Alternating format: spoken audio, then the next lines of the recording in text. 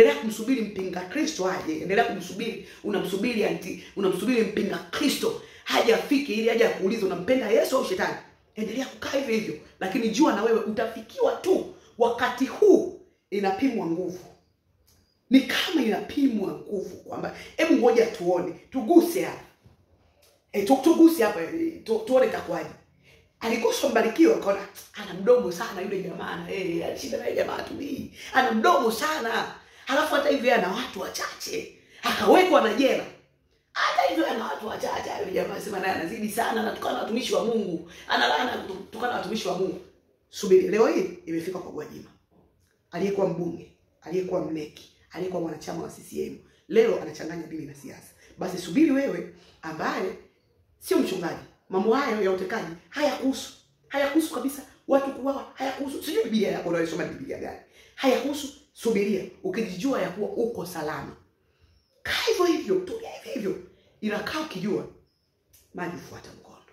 Kila mtumishi wa Mungu ambaye watu wanamwamini Mungu kwa sababu yake, watu wengi wanamkimbilia Mungu kwa sababu yake, hao ndio target ya kwanza. Na hasa wale ambao wanaofanya wengi kukimbilia kwa Mungu, hao ni target ya kwanza wamalize, ili sauti zao zikiwa zisikiki tena tumewapata hao followers. Na mnisikilize hata watumishi wengine. Hii sio issue ya kidhehebu. Kwamba fulani ni wadhehebu fulani. Issue wataanza na watu ambao ni kama wanajulikana zaidi. Watawapiga kwa namna yote ile. Watawanyamazisha kwa nguvu zozote zile. Alafu wanafuata viwango vinaendana hivi. Bila kubagua dhehebu. Hii sio issue ya dhehebu. Kwa mkakati wa kwanza, malizeni hawa. Kwa sababu hakuna mtu ambaye anamwamini Mungu ambaye amemwona sebleni. Hakuna mtu anamwamini Mungu alikutana naye shuleni. Watu wote wanamwamini Mungu aliyemsikia kwa mhubiri. Kwa hiyo lazima upambane na yule aliyekufanya umwamini wa Kristo. Yule aliyekuombea ukapona ukaamini. Yule aliyekutabiria ukaamini.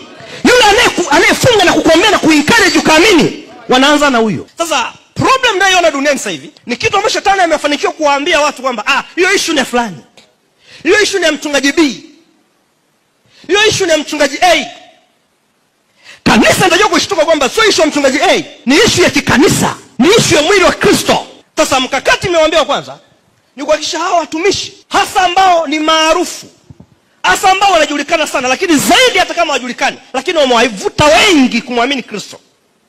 Wamewavuta wengi kuwa na imani na Mungu na kuwa na furaha na Mungu.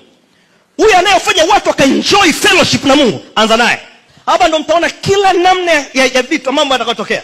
Kuna watumishi wengi watauawa na risasi. Kuna watumishi wengi watauawa magerezani. Kuna watumishi wengi watakuta wanakufa na hakuna chanzo kinajulikana amekufaje. You see what I'm saying? Mtumishi wa Mungu, unachojaribu kusema ni kwamba mtu atakufa kwa makosa yake. Listen, hiyo issue ya makosa ni issue ya nyakati iliyopo. Watatumia makosa walionayo. Wakikosa wanatunga. Haukwepi. So issue ya fulani amefanywa hivi kwa sababu amefanya hivi. Fulani amepigwa kwa sababu aliiba hela. Fulani amefanywa hivi kwa sababu alifanya lile. Fulani hivi aliiba hela waumini. Fulani aligombana. Fulani alifumaniwa.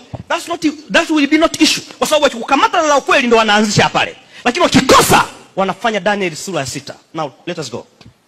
I understand watumishi wengi wanapingaga mambo. Lakini uweze kupinga kitu kitakacho kukuta. Ningekuwa wewe ningeanza kuomba, siri nisimamishe. Wapenzi, hii haisimamishwi. Hii uisimamishi. Hii ni kuomba ili usimame.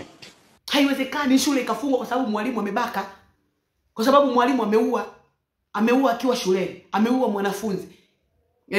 Inatokea mara ngapi mwalimu amechapa mwanafunzi, wamemchapa mwanafunzi, amekufa.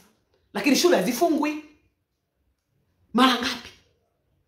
Kwa nini itokee kwa Gwajima? Ndio maana tunakuwa na mashaka kwamba itakuwa hili ni shambulio dhidi ya Ukristo. Hapa itakuwa kuna kitu kinaitwa udini ambacho mnataka kutuletea. Itakuwa ni shambulio dhidi ya Ukristo na Wakristo. Kwa hiyo inaanza ni kama kujaribu, hebu ngoja tuguse hapa. Tuone nini kitafanyika. Tuone kelele mtaani zitakuwaje. Yaani mnapima nguvu, hebu tuone ni hatua gani zitachukuliwa. Hatua gani, ngoja tujaribu hapa. Alafu baada ya wote mnaonyamaza, nasema hivi, mnaonyamaza. Ukiona mwenzako kanyolewa, basi naweza kwa kutia maji. Yuko wapi Nyakie?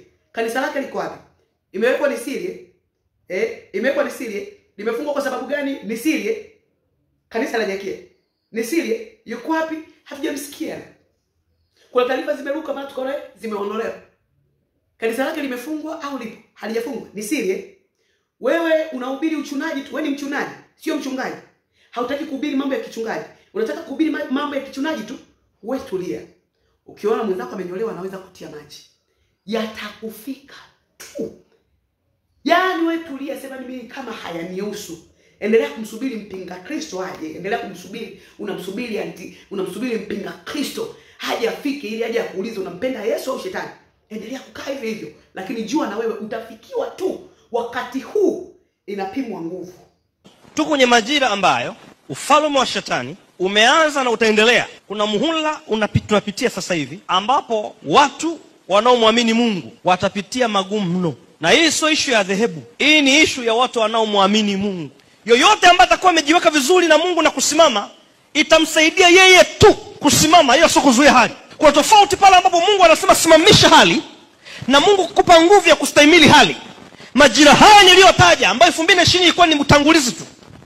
Ila kuna 21, 22, 23, 24 na hasa 25.